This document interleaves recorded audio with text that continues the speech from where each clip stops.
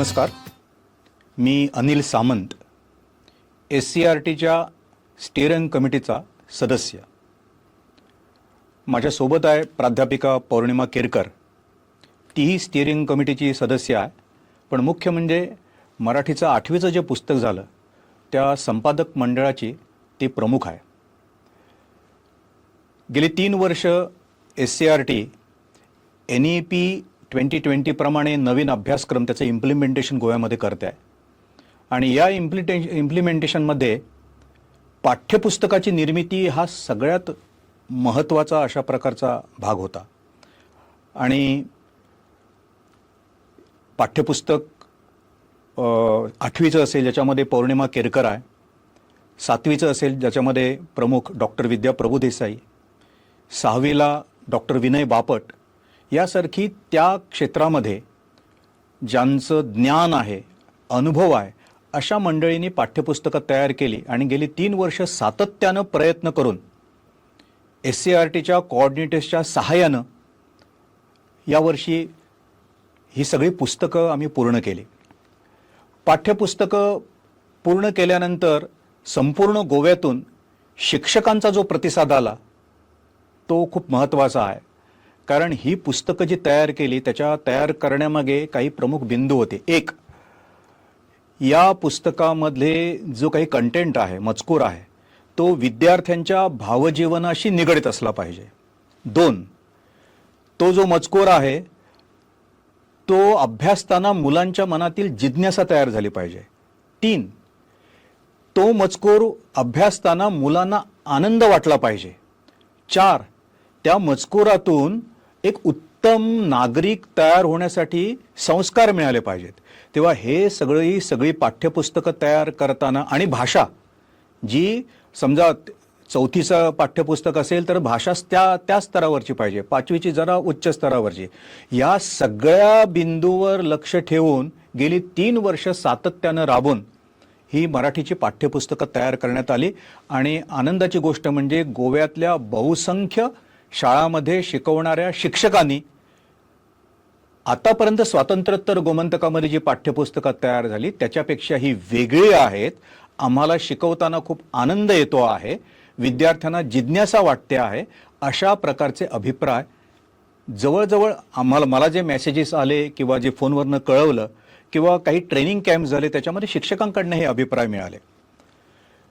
गोवा हे संपूर्ण भारतातील असं राज्य आहे की NEPचं इम्प्लिमेंटेशन सगळ्या भारतामध्ये पहिल्यांदा आणि उत्तम रीतीनं योग्य दिशेनं गोव्यामध्ये होतं आहे. आणि पाठ्यपुस्तकं तयार झाले. दुःखाची गोष्ट म्हणजे हे सगळं तयार होत असताना आजच एक बातमी आम्ही वर्तमानपत्रातून वाचली, ज्याच्यामध्ये या पाठ्यपुस्तकामध्ये 80% साहित्यकार हे गोव्याबाहेरचे आहेत अशी एक ठळक बातमी दिलेली आहे. मला असं वाटलं होतं की आम्हाला सगळ्या प्रकारच्या सूचना, टीका सगळं चालू शकेल, परंतु पुस्तकं आधी नीट वाचली पाहिजेत. गोव्यातील तमाम शिक्षकांना, पालकांना, अभ्यासकांना मी सांगू इच्छितो की आपण कृपया ही पुस्तकं वाचावीत आणि पहिल्यांदा सर्वे करावा की याच्यामध्ये गोमंतकीय लेखक आणि लेखिका किती आहेत, कवी किती आहेत आणि बाहेरचे किती आहेत. हेडलाईन जे आलेले आहे त्याच्यामध्ये 80% गोव्या बाहेरील आहेत, हे पूर्णतः चुकीचं अशा प्रकारचा हा निष्कर्ष आहे. माझ्या वहीमध्ये आता एकंदर गोमंतकातील किती आणि बाहेरील किती याची आकडेवारीच आहे. एक सगळं काही मी आपल्याला सांगत नाही. 8वीला गोव्यातले 9 आणि गोव्याबाहेरील 7. हे बघा, हे 80% होते का, आपण हिशोब करा. 7वीला गोव्यातील 7 आणि गोव्याबाहेरील 8. 6वीला गोव्यातील 9, गोव्याबाहेरील 8. आपल्या असं लक्षात येईल, आम्ही ज्यावेळी पुस्तकं तयार करण्यात आली त्यावेळी पहिल्यांदाच सदस्यांना सांगितलं होतं की निवड करताना किमान 40% गोमंतकीय साहित्यकार असले पाहिजेत. इथं तर 50%, थोडे 50%पेक्षा कमी, 50%पेक्षा जास्त असे लेखक, लेखिका, कवी याच्यामध्ये आहेत. त्यामुळे ही जी बातमी जी आहे ती लोकांमध्ये एक भ्रम निर्माण करणार आहे. मला वाटतं की सनसनाटी अशा प्रकारची बातमी करावी, करायला काही हरकत नाही, वर्तमानपत्रांनी ते करावं, परंतु अभ्यास पुस्तकांचा करावा. प्रत्यक्ष आपण काय करतो. आणि जी बातमी आली त्याच्यामध्ये पुन्हा असं केलंय की गोव्या बाहेरील साहित्य आहे ते वरती ठळकपणे दिलेत. आणि पंडित महादेव शास्त्री जोशी असतील, बाबू बोरकर असतील, रमेश सप्रे असतील, त्यानंतर गोपाळकृष्ण भोबे असतील, ह्या सगळ्या मंडळींची नावं खाली दिलेली आहेत. याच्यामध्ये काय हेतू मला कळत नाही. आपल्या गोव्याची अस्मिता आहे ती नावं जरा सगळ्यांना दिसली पाहिजेत ना. तेव्हा पहिली गोष्ट म्हणजे हा जो निष्कर्ष जो काढलेला आहे तो वस्तुस्थितीला धरून नाही, तो चुकीचा आहे. म्हणून पुन्हा एकदा या वर्तमानपत्रांनी ही पाठ्यपुस्तकं नीट वाचावीत आणि मग निष्कर्ष काढावा. दुसरी गोष्ट, एक तुम्ही लेखक किती टक्के कुठल्या भागातील हे बघितलं, परंतु पाठ्यपुस्तक जे तयार करायचं आहे ते नुसतं लेखक मोजून तयार करायचं नाही. पाठ्यपुस्तकाची जर गुणवत्ता चांगली चांगली असावी असं आपल्याला वाटत असेल तर त्या पाठ्यपुस्तकातील धडा जो आपण निवडतो आहोत त्यातलं भावजीवन त्या वयोगटातील लोकांना जुळणारं आहे का? एक, भाषा त्यांना योग्य आहे का? गोमंतकीय जीवन त्या पाठ्यपुस्तकामध्ये दिसतंय का? त्या पाठ्यपुस्तकामध्ये मुलांना नव्या काळाला सामोरं जाण्यासाठी विचार देणार असं काही मजकूर आहे का? हा सगळा प्राण जो आहे पाठ्यपुस्तकाचा तो मजकुरामध्ये ही अंग आहेत की नाही. आणि मला असं वाटतं की आपल्या सगळ्या ह्या पाठ्यपुस्तकामध्ये एक म्हणजे 50%च्या आसपासच, 40% नव्हेत, सगळे गोमंतकीय लेखक आहेत आणि प्रामुख्यानं या वयोगटातील मुलांना पूरक असं त्यांचं साहित्य निवडलेलं आहे. त्यामुळे इथं आता प्राध्यापिका पौर्णिमा केरकर आहेत. मी तुम्हाला तुमचा अनुभव, तुम्ही जी पाठ्यपुस्तक तयार केलेत ते जरा सांगावं अशी विनंती करतो. मी आता 8वीचं पाठ्यपुस्तक तयार केलेलं आहे आणि माझ्याबरोबरीनं जे शिक्षक होते त्यांना सुद्धा जवळजवळ 20-20 वर्षांचा, त्याच्याही पेक्षा जास्त वर्षांचा अनुभव होता. आणि साधारणपणे हे सगळे जे शिक्षक आहेत ते या स्तरावरील मुलांना शिकवणारे शिक्षक होते. त्यामुळे आत्ताच जसं सरांनी सांगितलं की भावविश्व महत्वाचं आहे. म्हणजे जेव्हा आम्ही पाठ निवडायचो किंवा कविता निवडायचो तेव्हा त्याच्यामध्ये जो काही आशय आहे तो आशय त्या मुलांच्या भावविश्वाशी निगडीत आहे का याचा विचार पहिल्यांदा केला जायचा. कारण शेवटी हे पाठ्यपुस्तक मुलावरती संस्कार करणारे आहे आणि त्याच्यानंतर त्यांना जीवन शिक्षण देणारे असं हे पाठ्यपुस्तक आहे. आणि महत्वाचं म्हणजे अशा काही कविता आम्ही निवडल्या. त्याच्यामध्ये गजानन रायकरांची कविता आहे, जी कविता वाचल्यानंतरच आपल्या लक्षात येतं की गोमंतकीय जीवनाचं जी वैशिष्ट्यपूर्ण आहे त्याच्यामध्ये समुद्र असू दे किंवा खाजन सेतू असू दे, कुळागर असू दे, मंदिरे असू दे, चर्चेस असू दे, या सगळ्यांचा समावेश त्या कवितेमध्ये आहे. आणि हा एक हेतू आम्ही मनामध्ये ठरलेला होता की प्रादेशिकता जी आहे ती प्रादेशिकता आमच्या विद्यार्थ्यांना कळायला हवी आणि शेवटी तो संस्कार रुजणं गरजेचं आहे. आणि त्याचबरोबर असे पाठ निवडताना किंवा कविता निवडताना त्याच्यातील जो काही आशय आहे तो आशय एकतर प्रसंगनिष्ठ घटना असायला हव्यात, एखादी गोष्ट त्याच्यामध्ये असायला, आणि एक रंजकता म्हणजे एक आनंददायी शिक्षणाची प्रवृत्ती विद्यार्थ्यामध्ये निर्माण व्हायला हवी, हा हेतू आहे. आणि अशा समग्र अंगाने जेव्हा विचार करावा लागतो तेव्हा बरंच कठीण होतं ते, पण तरी सुद्धा सरांचं मार्गदर्शन आम्हाला मिळालं आणि माझे सगळे सहकारी जे होते, शिक्षक वर्ग, आमचे कोऑर्डिनेटर होत्या, त्या सुद्धा अतिशय योग्य पद्धतीनं हे सगळं चाललेलं होतं. आणि या पार्श्वभूमीवरती आजची बातमी जी आहे, ज्या बातमीमध्ये तथ्य असं मला अजिबात आढळलेलं नाहीये, रेशो तर आता सरांनी सांगितलेलाच आहे. त्यामुळे पंडित महादेव शास्त्री जोशी असू दे किंवा बाबू बोरकर असू दे, रमेश सप्रे असू दे, म्हणजे यांचं साहित्य, आपण पंडित महादेव शास्त्रींचं कार्य, त्यांचं साहित्य हे तर आम्हा सगळ्यांना माहिती आहे. म्हणजे आपण पिढी घडवणार आहोत आणि ही पिढी सकारात्मक दृष्टिकोनातून आणि त्याचबरोबर त्यांना एक काहीतरी एक मूल्य त्यांच्या जगण्यामध्ये रुजायला हवं, हा विचार करून आम्ही ह्या सगळ्या पाठ्यपुस्तकांची निर्मिती केलेली आहे. पौर्णिमानं हे सांगितलं. आणखी एक दोन छोटे मुद्दे मी आपल्यासमोर मांडू इच्छितो की या पुस्तकाचं आणखी एक वेगळेपण काय आहे. जरा पुस्तक हे बघावं आपण, ते ज्यांनी बातमी केली त्यांनी ते वाचलेलं नाही.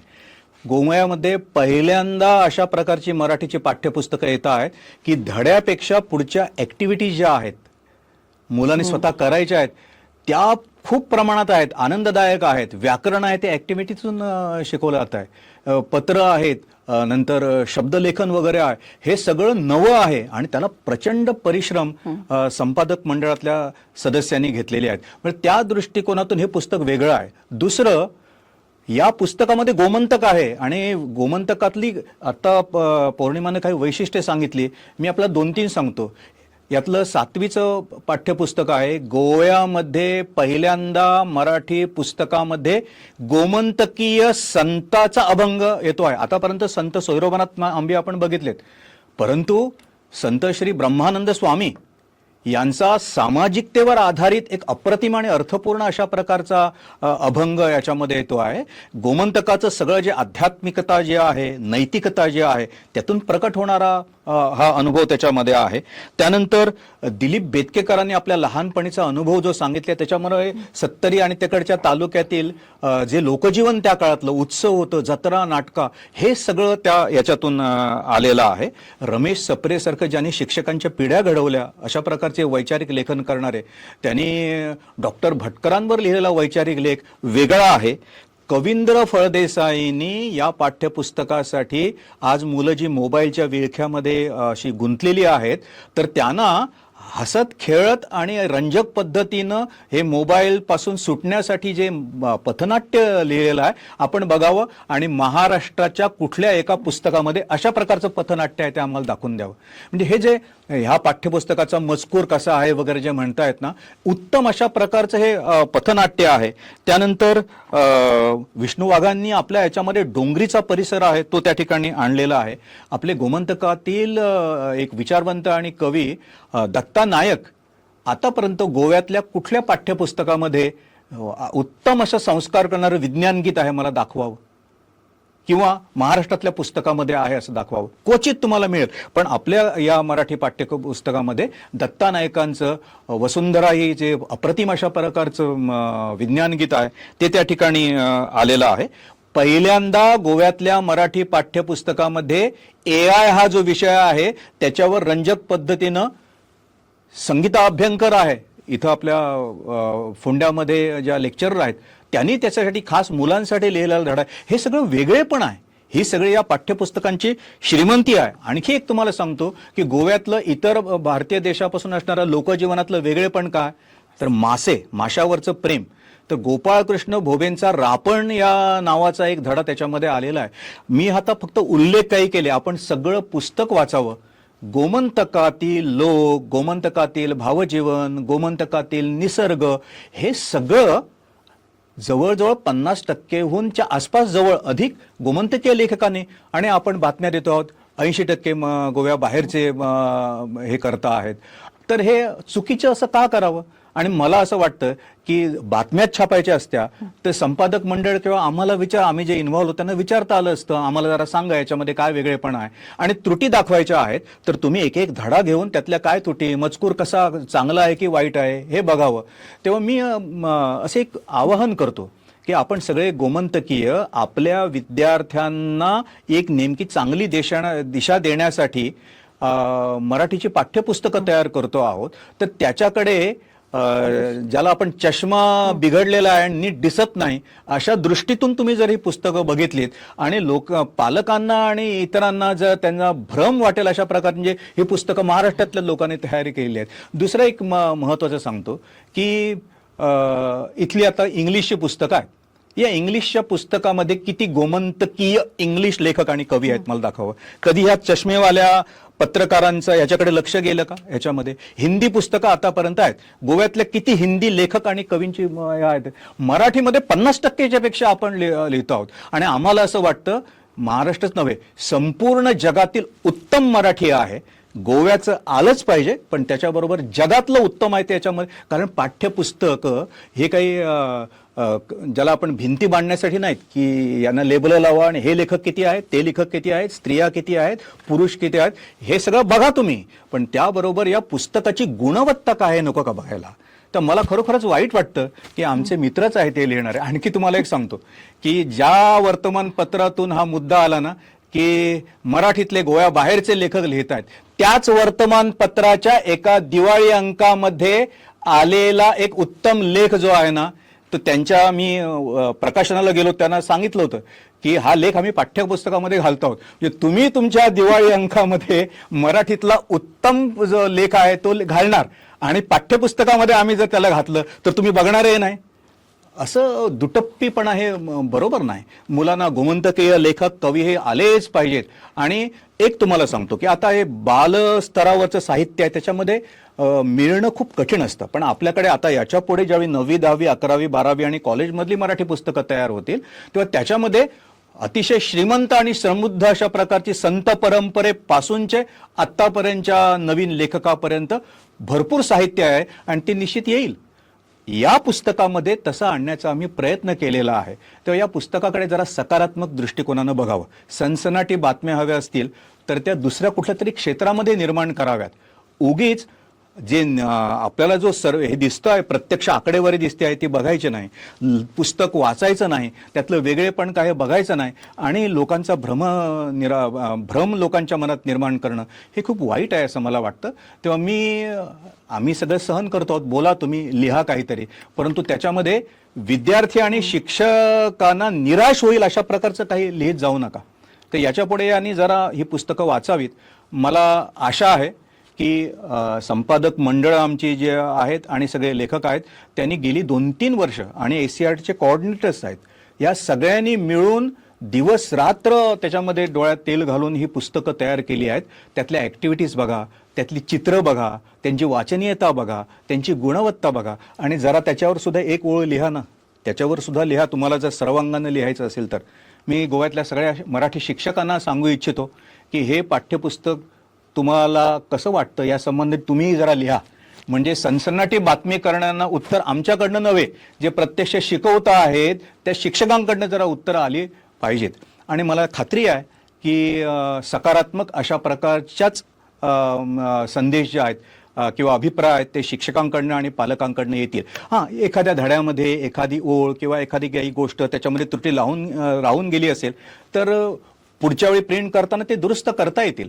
परंतु या पुस्तकाकडे सकारात्मक दृष्टिकोनानं बघा आणि आपण गोमंतकीय सगळे मिळून हे पाठ्यपुस्तक सगळ्या विद्यार्थ्यांसाठी आहे, त्यांचं जीवन घडवण्यासाठी या पाठ्यपुस्तकाकडे बघूया आणि पुढे जाऊया असं मला वाटतं. तुला आणि काही सांगायचं? नाही सर, तुम्ही सगळं फक्त एकच मला सांगायचं की भाषिक द्वेष पसरवून आम्ही पिढी जी आहे ती पिढीमध्ये वैरत्व निर्माण करूया नको, का त्यांच्यामध्ये संस्कार चांगले रुजवण्यासाठी आम्हाला पुढे जायचं आहे. त्यामुळे भाषा ही त्यांना जोडणारी असायला हवी.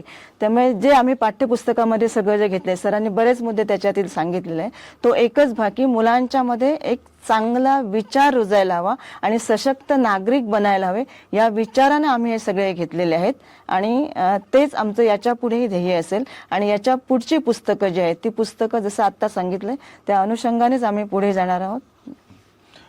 जर आवश्यकता असेल शेवटी तर हे जे पत्रकार आहेत त्यांच्याबरोबर आम्ही प्रत्यक्ष बसून एक एक धडा घेऊन त्याच्यावर चर्चा करू इच्छितो. तेव्हा त्यांना जर इच्छा असेल पुस्तकाबद्दल जाणून घ्यावं ते आहे. शेवटी सकारात्मक दृष्टिकोनातून मला पाडगावकरांच्या 2 ओळी आठवतात. हे सगळं मुलांसाठी आहे. त्यांनी एका कवितेमध्ये म्हटलंय, ते 2 ओळी म्हणतो आणि मी थांबतो की या मुलांना या फुलांना रंग द्या अन गंध द्या, पाकळ्यांना या कळ्यांना साद द्या प्रतिसाद द्या. त्यांना आपण चांगल्या विचारांचे साथ देऊया म्हणजे ते चांगल्या विचारांचे प्रतिसाद देतील. मी तुझं अभिनंदन करतो, आभारही मानतो की तू स्वतः कामही उत्तम केलंस आणि आज आपले विचार व्यक्त केलेस. आम्हा दोघांच्या वतीनं नमस्कार. The Voice for Koi.